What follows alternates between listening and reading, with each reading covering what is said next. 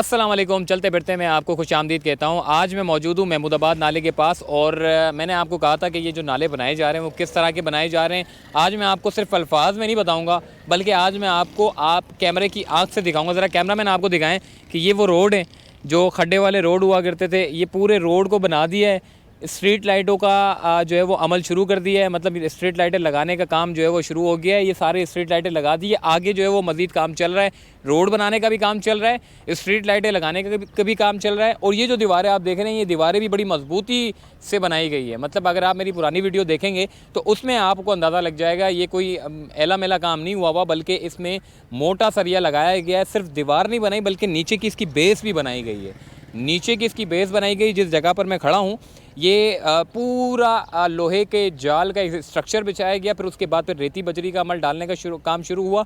और अब जब सारा ये जो मशीन के ज़रिए इस पूरी रेत को दबा के और उसके बाद फिर अब ये रोड आपके सामने है। अब ये रोड जो है वो आपके सामने जी, अब गाड़ियाँ आ रही हैं और गाड़ियाँ जा रही हैं, बड़ा सुकून से चल रहा है। वैसे तो अगर आप इसकी अल्टरनेट के रास्ते की अगर मैं बात करूँ, हम जब भी कभी क्यूमाबाद की तरफ से अगर मुझे उस तरफ बलोच कॉलोनी की तरफ जाना होता था तो मेरे पास सिर्फ एक ही रास्ता था और वो था ये आपके जो डुअल कैरिज वे, ये जो आपका इकरा यूनिवर्सिटी वाला जो रोड है, वहाँ से आपको जाना पड़ता था और ये फिर आप जाकर बलोच कॉलोनी पर पहुँचते थे। मगर अब आपके पास दूसरा अल्टरनेट है। दूसरा अल्टरनेट से मुराद ये है क्यूमाबाद से आपको उधर घूमने की ज़रूरत नहीं है इकरा यूनिवर्सिटी वाले रोड पे, बल्कि आप इसी रोड पर चलकर इसी रोड से जब आप जाएंगे तो ये रास्ता निकलता है मंजूर कॉलोनी की तरफ। यानी कि मंजूर कॉलोनी, वो पूरा जो ब्रिज है, जो जिस रास्ते से आप गुजरते हैं वो पूरा आप क्रॉस कर लेंगे और ये पूरा सीधा रास्ता आपको शॉर्ट टाइम में बाआसानी बलोच कॉलोनी से जाकर आपको मिलाएगा। तो दो तीन चीज़ें अच्छी हो गई हैं जो कि बड़ी खुशाइन बात है। एक तो आपके नाले की सफाई हो गई, दूसरा आपके रोड बन गए, तीसरा स्ट्रीट लाइटें यहाँ पर लगना शुरू हो गई और चौथा अभी मज़ीद इसके ऊपर अगर प्लांटेशन के ऊपर भी अगर काम करें। मैं बार बार प्लांटेशन की बात इसलिए कहता हूँ क्योंकि असल खूबसूरती तो आपकी हरियाली है।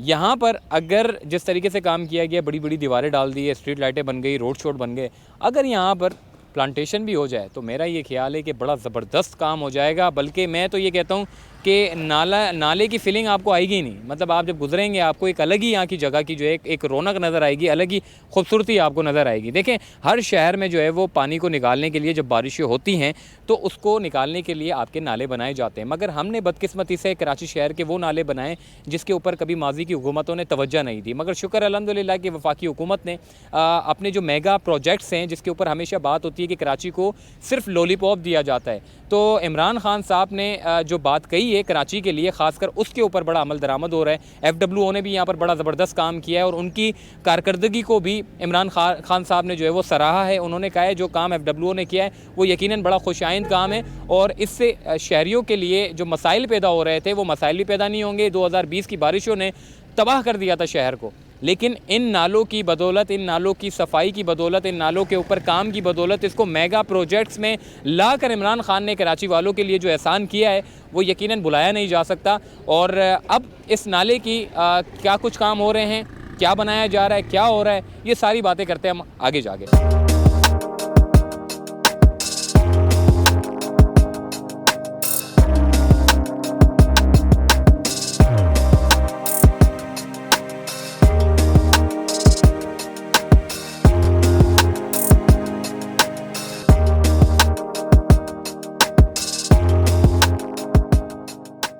जी, महमूदाबाद साइड पर आया हूँ तो सुप्रीम कोर्ट की बात मैं लाजमी करूँगा क्योंकि सुप्रीम कोर्ट ऑफ पाकिस्तान में रिसेंटली एक हेयरिंग हुई जिसमें वज़ीर आला सिंध को बुलाया गया। ये जितना भी काम हो रहा है, इससे पहले यहाँ पर इंक्रोचमेंट थी और इंक्रोचमेंट के खात्मे के लिए सिंध हुकूमत को कहा गया कि आप इंक्रोचमेंट का खात्मा क्यों नहीं करते। इस बात की ऑब्जर्वेशन यहाँ तक कि उन्होंने अपने तहरीरी हुक्मनामे में भी की। सिंध हुकूमत इंक्रोचमेंट के खात्मे के लिए संजीदा नहीं है, जिसकी बात वज़ीर आला को चीफ जस्टिस ऑफ पाकिस्तान ने अपने इस्तफ़सार में कही। उन्होंने कहा कि आप लोगों ने इंक्रोचमेंट के ऊपर कोई काम नहीं किया, जो लोग वहाँ पर काबिज़ हैं उनको हटाने के लिए भी आप अपना किरदार अदा नहीं करते, यहाँ तक कि इंक्रोचमेंट सेल आपका जो है वो गैर फ़आल है, ट्रिब्यूनल आपके पास जो है वो एक्टिव नहीं है, जिस पर तहरीरी हुक्मनामे में उन्होंने कहा कि आप अपने ट्रिब्यूनल को जो है वो एक्टिव करें ताकि ये जो इतनी शिकायतें हमें मौसूल होती है सुप्रीम कोर्ट में, इससे हमारी अदालतों में जो केसेस हैं वो भी सबसे ज़्यादा जो है वो बढ़ते चले जाते हैं। तो इंक्रोचमेंट के मामले के ऊपर जो है चीफ जस्टिस ऑफ पाकिस्तान ने बड़ा अहकामात दिए और कहा है सिंध हुकूमत को कि आप काम करें। जब वज़ीर आला सिंध जब पेश हुए तो मैं ख़ुद भी वहाँ कमरा अदालत में मौजूद था। मैंने देखा कि वज़ीर आला सिंध साहब, ऐसा लग रहा था कि, क्योंकि मैं नहीं बोल रहा बल्कि ये चीफ जस्टिस ऑफ पाकिस्तान ने वज़ीर आला सिंध को कहा कि आप इंक्रोचमेंट का खात्मा क्यों नहीं करते। उन्होंने कहा कि सर इंसानी अलमिया जन्म लेगा। उन्होंने कहा कि वो लोग जो बैठे हुए हैं, जो काबिज़ हो गए हैं,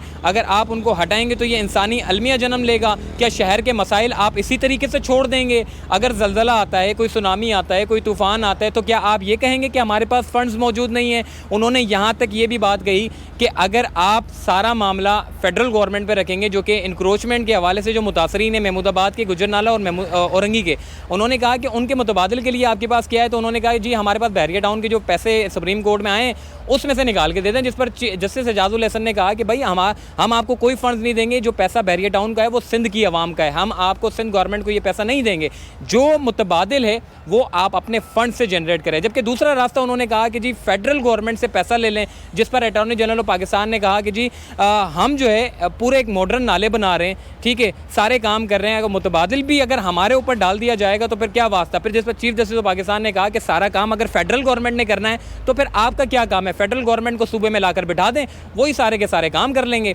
तो सुप्रीम कोर्ट ऑफ पाकिस्तान में हमने देखा कि वज़ीर आला सिंध को जब तलब किया गया तो उसके बाद फिर जो अहकामात दिए गए, तो एंटी इंक्रोचमेंट सेल को फ़ाल करने का क्या कहा गया और ट्रिब्यूनल बनाने का कहा गया, ताकि जितने लोग जो अदालतों से रुजू करते हैं हमारी ज़मीनों पर कब्जे, वो ट्रिब्यूनल में जाएँ और ट्रिब्यूनल से उनके जो है मसाइल हल हो सकें। अपने इदारों को फ़ाल करें। चीफ जस्टिस ऑफ पाकिस्तान ने कहा कि आपके इदारे काम नहीं करते, SBCA, MDA, KMC, DMC, ये इदारे अगर काम करने के लिए आ जाएं तो हम अदालतों को इस तरह के मामलात का सामना नहीं करना पड़ेगा, हमें आपको अहकामात नहीं देने पड़ेंगे, आप अपने मामलात खुद देखें जाकर। जिस पर वज़ीर आला सिंध ने जो है वो यकीन दहानी कराई है कि हम अपने मामलात को देखेंगे, और ऐसी यकीन दहानी ये सेकंड टाइम की गई है और मामले जूं के तू हैं। बहरहाल महमूदाबाद पर बड़ा अच्छा काम हो रहा है, ये तो एक अपनी समात थी, लेकिन महमूदाबाद की जो मैं बात करूं, इतना ज़बरदस्त काम चल रहा है। आइए मैं आपको आगे लेकर चलता हूं और काम का जो काम चल रहा है कैसा चल रहा है आप खुद अपनी आंखों से देखें।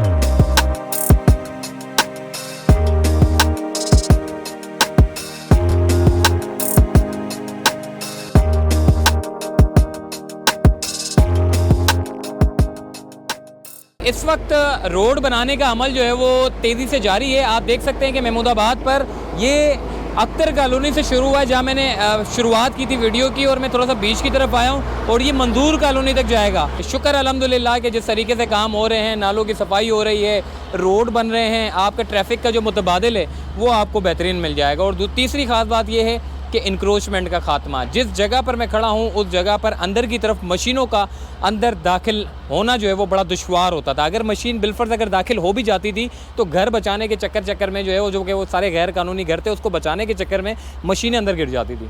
लेकिन अब कम अज़ कम मशीनें अंदर नहीं गिर रही, बल्कि इंक्रोचमेंट का सारा खात्मा किया गया वहाँ से, और सारा खात्मा करने के बाद अब ये मशीनें जो है वो अंदर जा सकती हैं। और नाले की सफाई सुथराई का काम आपने देख लिया, कितने ज़बरदस्त तरीके से जो है वो नालों की सफाई की गई है। ऐसा नाला बड़ी सिंध गवर्नमेंट ने भी बड़ी क्लीन नाले की जो है वो कैंपेन चलाई, इसके अलावा दीगर लोगों ने भी बड़ी कैंपेन चलाई, मगर ऐसा काम कभी नहीं हुआ। लेकिन अब जो हो रहा है तो बड़ी ज़बरदस्त किस्म का काम चल रहा है, और ख़ान साहब ने जिस तरीके से मेगा प्रोजेक्ट्स में नालों के डेवलपमेंट को शामिल किया है तो यकीनन ये बड़ी खुशाइन बात है। और सारा काम हो रहा है, वो सामने आप देख रहे हैं सारे मट्टी वगैरह पड़ी हुई है, दोनों तरफ जो है वो रोड बनाया जाएगा, पुलियाओं का काम चल रहा है। ऐसा नहीं है कि सिर्फ रोड बना देंगे, क्रॉसिंग के लिए भी जो है वो, क्योंकि अगर सामने वाले लोग यहाँ आना चाहते हैं और यहाँ वाले लोग सामने जाना चाहते हैं तो उन लोगों के लिए भी जो है वो पुलिया का जो काम है वो तेज़ी से जारी है। मुख्तलिफ पॉइंट बनाए गए हैं जो कि ब्रिज टाइप के होंगे, और ये यहाँ से निकल कर वहाँ जा सकते हैं और वहाँ से निकल कर यहाँ आ सकते हैं। तो कुल मिला के जो है वो महमूदाबाद नाले के ऊपर जो है वो बड़ा ज़बरदस्त काम चल रहा है। गुजर नाले पर भी चल रहा है, औरंगी नाले पर भी चल रहा है। वहाँ पर भी इंक्रोचमेंट का खात्मा करके FWO ने अपना काम शुरू कर दिया है, वहाँ पर भी नालों को मॉडर्न बनाने का सिलसिला जो है वो जारी है। मगर महमूदाबाद जो है वो, क्योंकि यहाँ पर काम पहले से शुरू हुआ था, वहाँ पर इंक्रोचमेंट का खात्मा भी रिसेंटली हुआ है, और अभी भी वहाँ पर तोड़ने का अमल जो है वो, छोटे छोटे स्ट्रक्चर हैं उसको तोड़ने का अमल जो है वो जारी है। मगर यहाँ जो काम हुआ था वो सबसे पहले शुरू हुआ था, FWO ने सबसे पहले काम यहाँ शुरू किया था 2023 में। इन नालों को जो मॉडर्न बना रहे हैं उसको मुकम्मल कर लिया जाएगा। और मुझे ऐसा लग रहा है कि महमूदाबाद नाले पर जिस तरीके से काम हो रहा है, तेज़ी से काम हो रहा है, तो इट्स मीन कि 2022 में या 2023 के मिड में ये काम मुकम्मल कर लिया जाएगा। तो चलते फिरते को दीजिए इजाज़त, तब तक के लिए अल्लाह हाफ़िज़।